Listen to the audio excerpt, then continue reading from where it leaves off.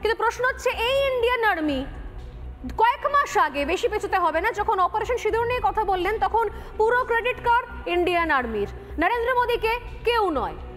আর যখন অন্য সমস্যা, যখন চাপে পড়লেন, মঞ্চ খুলে দেওয়া হলো ইন্ডিয়ান আর্মির জমিতে করা মঞ্চ, তখন দায় কার? নরেন্দ্র মোদীর, বিজেপির। এখানে ইন্ডিয়ান আর্মি নিমিত্ত মাত্র, অতটা গুরুত্ব দেওয়ার দরকার নেই। এই দ্বিচারিতা থাকে কোথায়? এত দ্বিচারিতা রাখেন কোথায় মাননীয়া?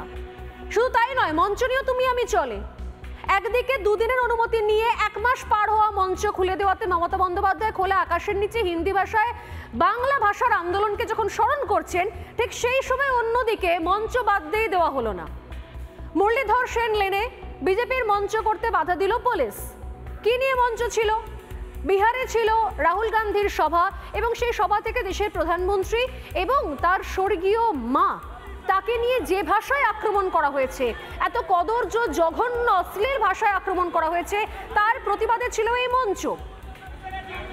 কিন্তু সেখানে মঞ্চ বাঁধার, মঞ্চ বেঁধে খুলে দেওয়া তো দূরস্থ, মঞ্চ বাঁধার পারমিশনটাই পাওয়া গেল না। বিজেপির মঞ্চ হলে পারমিশনই জোটে না, মঞ্চ বাঁধতে যাও তাকে কোর্টে যাও।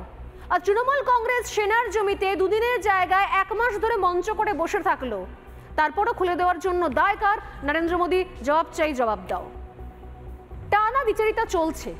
আমার সত্যি সত্যি আজকের এই শো শুরু করার আগে মনে হচ্ছিল যে এই যে বিপুল পরিমাণ যোগ্য, অযোগ্য, দাগি, নানা রকমের যে ধরনের শিক্ষকদের তালিকা তৃণমূল কংগ্রেস মাঝে মধ্যেই নিয়ে খেলা করে, খেলিচ্ছ এই বিশ্বলয় টাইপের, খুব ইজি ব্যাপার, ভবিষ্যৎ নিয়ে, ছাত্রছাত্রীদের ভবিষ্যৎ নিয়ে, শিক্ষকদের ভবিষ্যৎ নিয়ে যেভাবে খেলাধুলো করে, এরপরে যদি প্রত্যেক পাড়ায় পাড়ায়, মঞ্চে মঞ্চে, বা গ্রামে গ্রামে, গলিতে গলিতে মঞ্চ বাঁধার পারমিশন চায় সবাই, তৃণমূল সরকারের যারা তোলাবাজ, চাকরি চোর, তাদের বিরুদ্ধে প্রতিবাদ করার জন্য, তারা পারমিশন পাবে তো?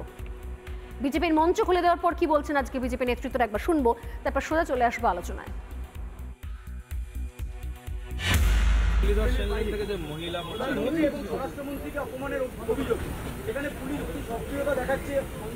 পুলিশ যে লেভেলে নেমেছে, এই বলেছিলাম না, চাটুকার, মনোজ বার্মা আর রাজীব কুমার, মানে একের পর এক প্রধানমন্ত্রী সীমা ছাড়িয়ে গেছে। প্রধানমন্ত্রী মায়ের অপমান মেনে নেব না, পুলিশ দলদাসে পরিণত হয়েছে, গণতন্ত্রকে একদম লুট করে নেওয়া হয়েছে। তো আমরা চাইনি, আমরা ইন্টিমেশন দিয়েছি, এবং ইন্টিমেশনের পরিবর্তেই তারা বারবার পরিবর্তন করেছে। আমরা পরিবর্তন করেছি এবং আমরা সেই জায়গা নির্ধারণ করেছি। হচ্ছে বিজেপিকে ভয় পায়, এবং এই যে ইন্ডি জোরের চোরেদের গঠবন্ধন তৈরি হয়েছে।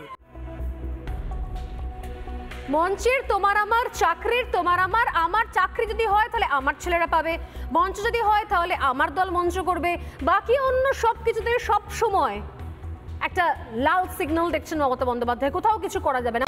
নানা ধরনের কন্টেন্ট দেখার জন্য লাইক করুন, শেয়ার করুন আমাদের ফেসবুক পেজ, সাবস্ক্রাইব করুন আমাদের ইউটিউব চ্যানেল। পাশাপাশি অন্যান্য ব্রেকিং নিউজের জন্য অবশ্যই চোখ রাখুন রিপাবলিক বাংলায়।